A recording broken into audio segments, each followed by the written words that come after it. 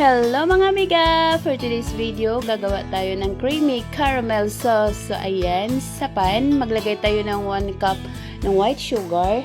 Then lagyan natin ng 1/2 cup ng water. Then hayaan lang natin siyang magka-caramelize. Hayaan natin siya ng kumulo dyan at magka-caramelize. Huwag mo natin siyang i-mix. Then after yan, ganyan, magka-caramelize na siya. Sorry, hindi pantay yung pan ko. So ayan, magka-caramelize na siya, saka na natin siya i-mix. Para maiwasan natin yung mga sugar crystals na namumuo dyan sa gilid. Then after that, mag-add tayo ng 1/4 cup ng ating butter. So mikos-mikos lang natin yung ganyan mga miga. So ayan, mix-mix lang natin siya ng ganyan. Pagkatapos yan, mag-add din tayo ng 1 pack ng ating all-purpose cream. Then mikos-mikos na naman natin yung ganyan mga miga. So ayan lang, mix lang natin ng ganyan. Then after that, kung gusto mo pala siyang magiging salted caramel, mag-add lang kayo ng salt dito. So, ayan. Okay, gumamit kayo ng salted butter. Din hayaan na natin siyang kumulo. Then, after nan parang nag-thicken na siya, yung medyo malapot na siya, mix mo siya ng ganyan. Haluin mo lang siya ng ganyan. Then, hayaan din natin siyang magbabubbles hanggang lumapot at magiging okay na yung ating sauce. So, ayan. So, medyo okay na siyang ganito pag marami na siyang bubbles na ganun, thicken.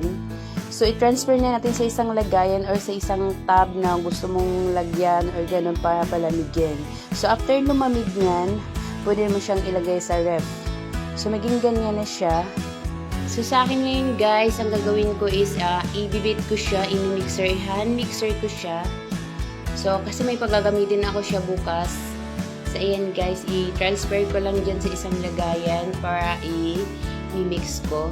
Siya guys, pag i-mix mo kasi siya, naglalighten yung kulay niya. Dyan, parang nagdo-double pa yung, malsa pa yung malsa pa yung ating caramel sauce. Then, nagiging thicken pa siya, mas lalo na pag ilagay din sa ref overnight. So, ayan. Ayan guys, nagiging ganyan yung itsura niya pag binibit mo siya. Di ba, naglalighten siya. Ayan, so nagiging smooth din siya niyan. After yan, na-mix, ganyan yan siya guys. So pag wala ka namang mixer, pwede naman siya ilagay ng ref na ganun na lang. So parang siya niya ma-type ng ganun. Ito kasi pag na-mix mo siya, para siyang, ayan ayan guys, yung niya, kinalabasan, nagiging whipped cream siya. Nagiging whipped cream siya yung itsura niya. Ayan yung texture niya. So, smooth na siya, masyadong putik. Then, smooth na siya, spreadable lalo pag ilalagay na natin sa chiller ulit. So, yan guys, try nyo na. Very basic lang to.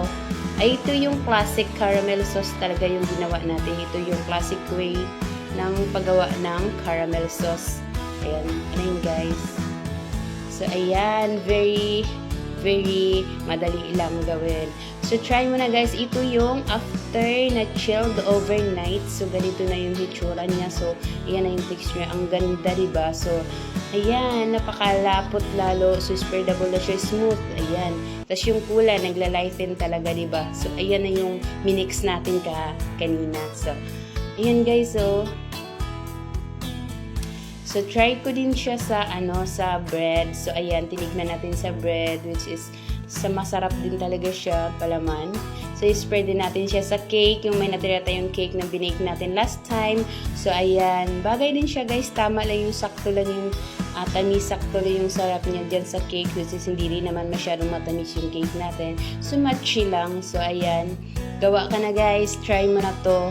So, marami kang pwedeng paggagamitan. Pwede mo nga siyang gawing pagtimagas. So, pwede mo siyang papakin. So, ayan.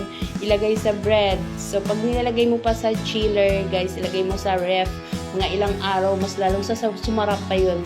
Yung may natira kami, so, nilagay ko siya sa ref, nilagay sa bread every morning. So, mas sumarap siya. So, ayan, guys. Pag gamitan mo siyang palaman or, ayan, pang top sa cakes, pwede. So, ayan, guys, try mo na. Bye-bye!